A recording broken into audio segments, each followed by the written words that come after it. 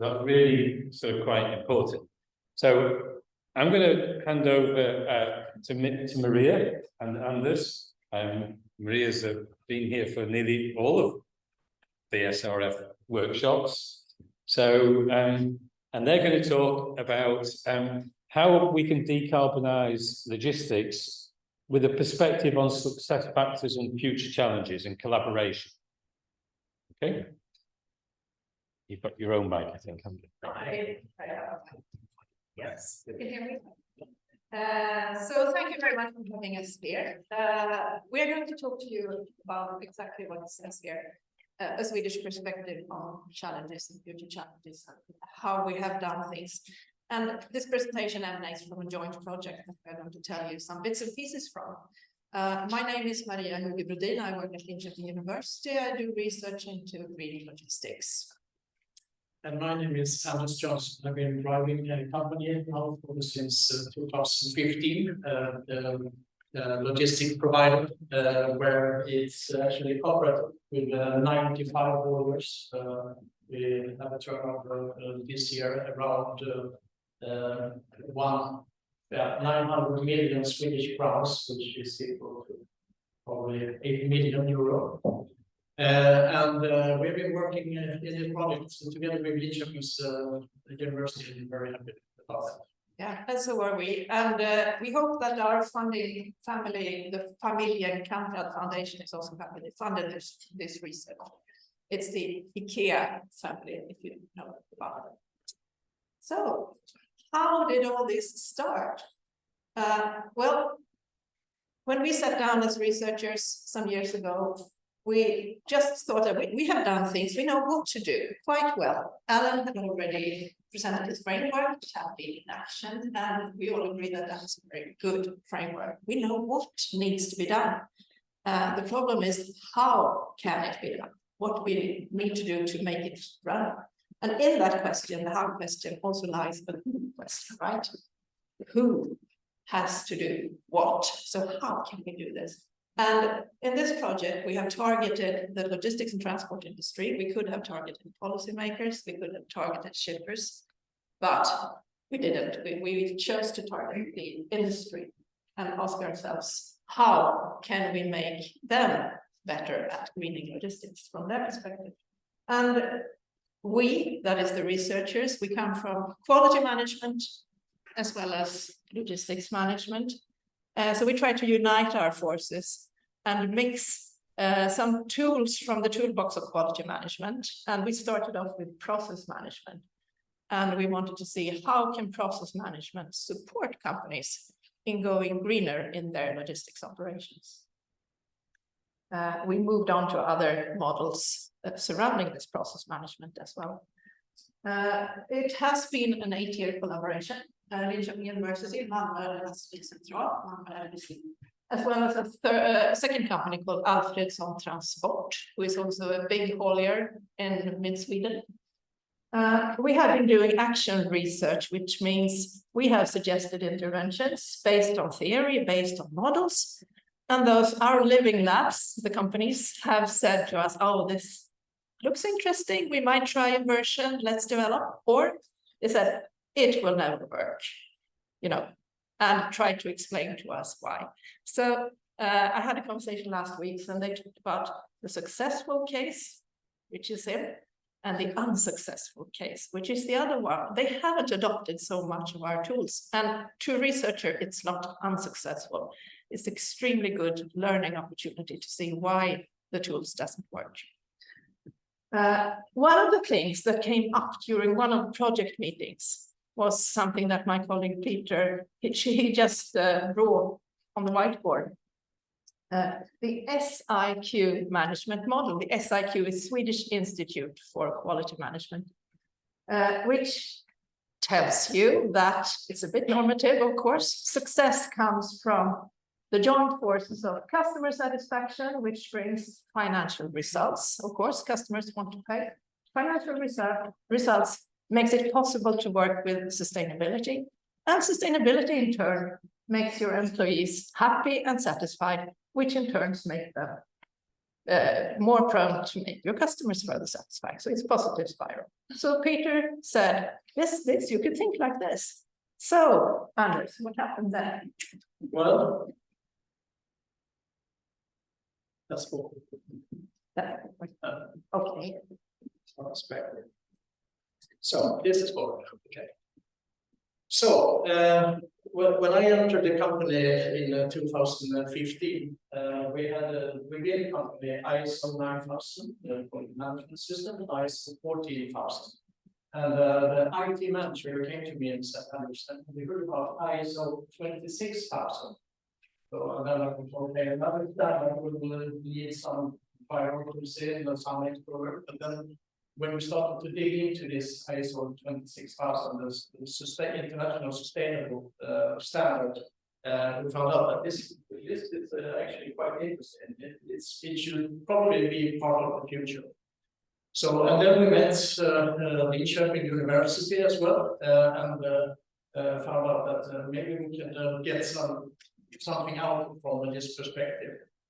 So, and of course, when you're talking about quality, you're talking about customer satisfaction, and the customer satisfaction, I think you have been talking about since 1945 or something. There have been a focus on this part, and but going then into and seeing what we can do on the sustainable side, we started a little bit together with the university to actually review our processes and make a process review. And actually redesign of the processes.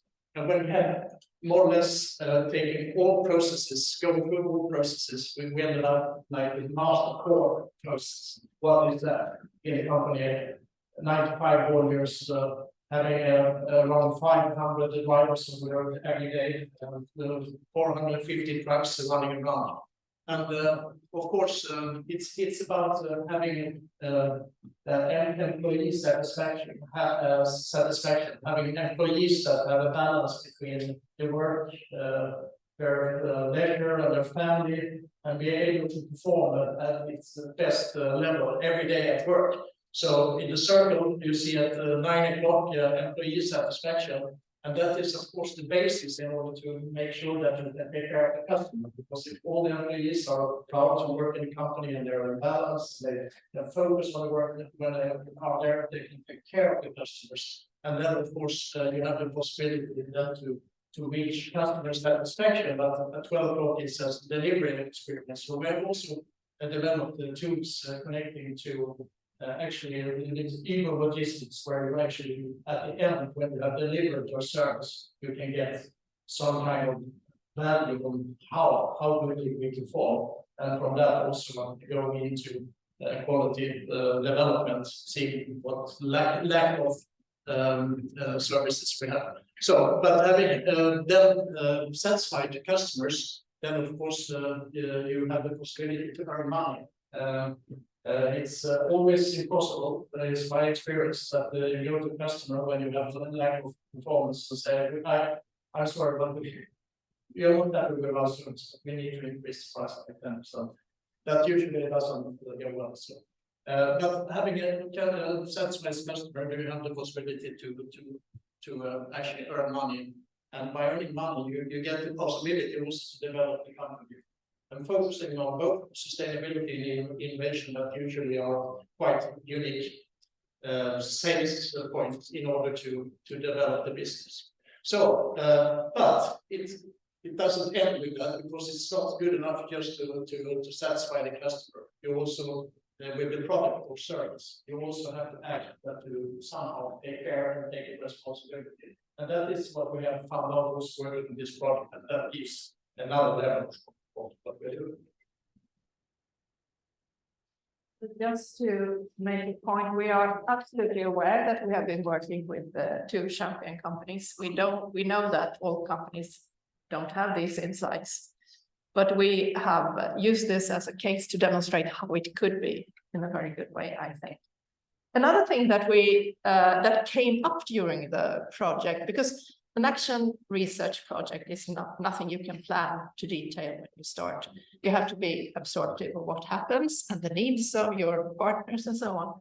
So something that came up during one of the project meetings was the other company, Erik Alfredsson, who is the managing director there. He asked, what's in this for me? I'm doing all this stuff. I know I make good sales from it, but you know, when I make money, I get some nice figures from it. Why can't I get some e-points or green credits or something? So we thought, well, for just doing the initiatives, of course, they give effect in the end, but making the initiatives is also something good.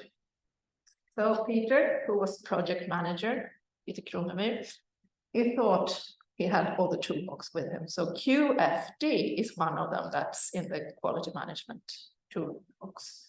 QFD, the House of Quality. It brings together the customer needs and benefits that you want to achieve with the technical solutions that you want to perform to solve the customer needs. And then you make an evaluation of how much do they contribute, how much is this worth, how should we prioritize. So we thought, or Peter actually thought, and I helped a little bit on the thinking, how can we use this for helping logistics companies be more progressive in their greening operations? So we took out a tool based on this QFD model. We call it Green Karma. And I presented this some years ago here. I think it's now out published. And that is very good from a researcher's point of view. We have a publication, yay. So, but it should be useful as well. In this one, we put, sorry, it's not that one, it's one. Sweden's environmental goals here, and the companies had to choose which ones are most important to them. And on this side, we have the initiatives that each of the companies took. And what you can see here is to what extent they have achieved their goals. The blue ones here points to potential of reaching goals. They are not finished. They have started the process of doing these initiatives. And here you can see the e-points development. And this is an early version. I think if we showed your chart now, it would be much steeper and more heavy. But anyway, the thing is, the potential is the blue one. It shows that new initiatives are coming up. And then the orange one is achievements or implementation. So when things are implemented fully, it's, oops, it's very difficult to do. They are registered here. So over time, you should have a positive development. You can't get a negative development. It's a positive development. And the idea was that this will encourage and drive the initiatives to more initiatives and to make them come true faster. But as I said, publications is nice. How did you use this one?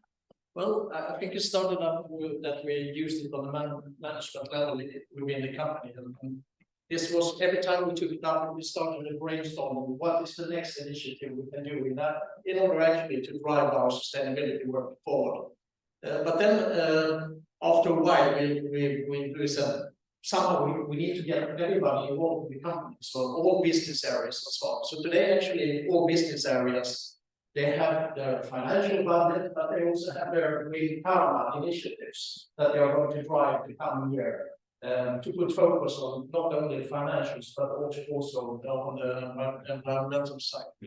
So, and if we look then into what it has created, it's actually within Bangladesh, the two greatest customers, the biggest customers that have had the biggest growth are connected to that we have been working with the sustainability.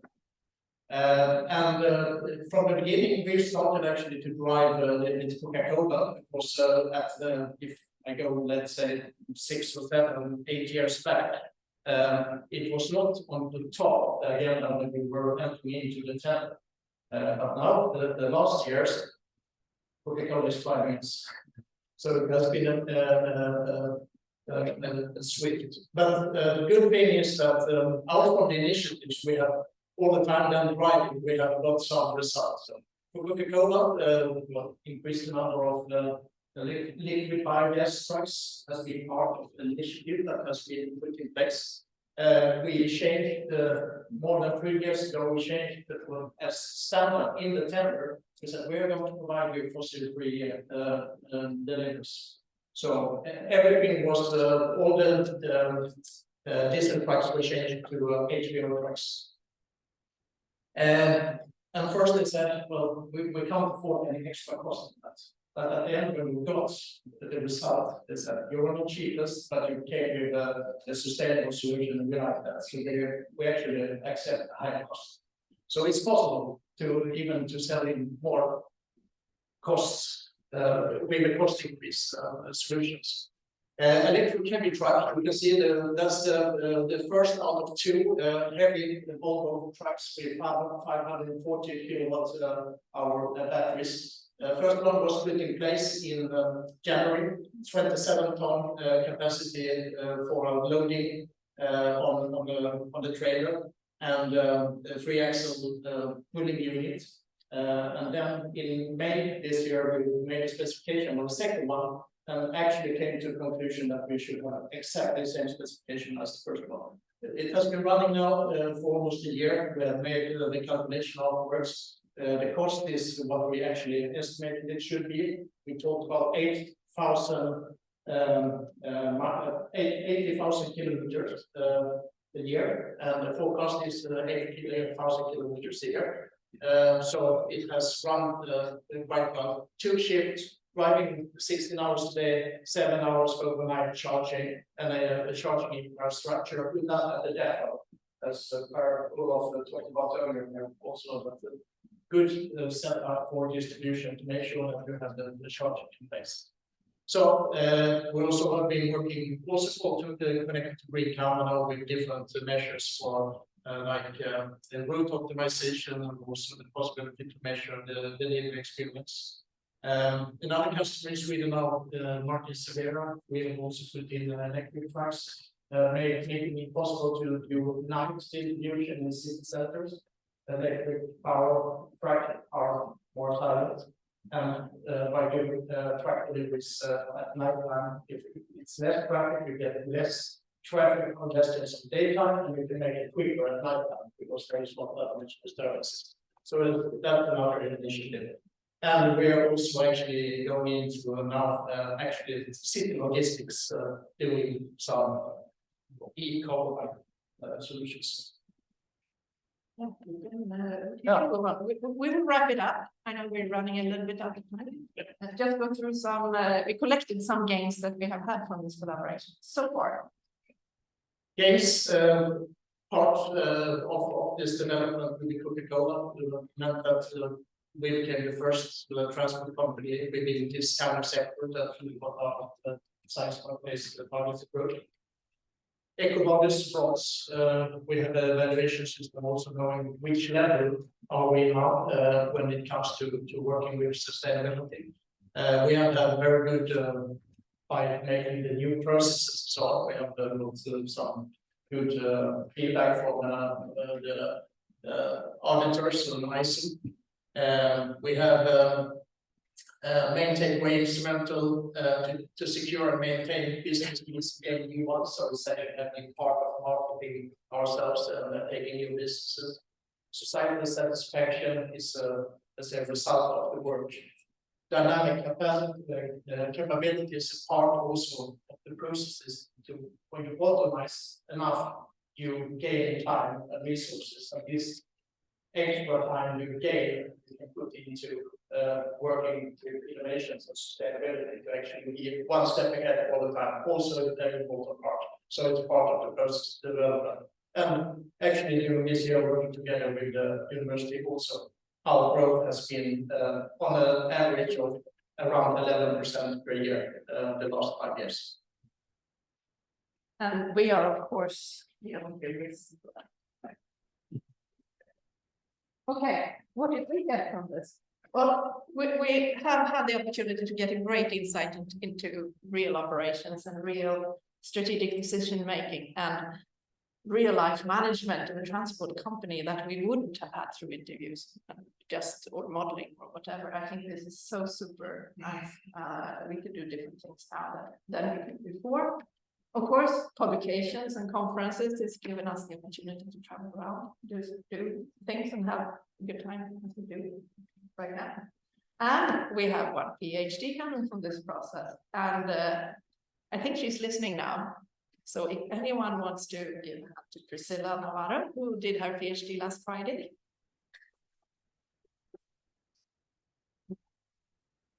Hope you're listening, Priscilla.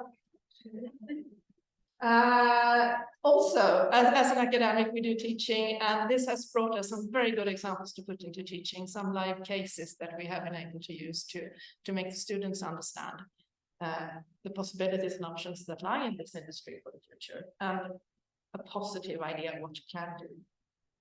Overall, besides having a lot of fun and being creative together, I think we have improved environmental development a little bit. We hope that this will spread.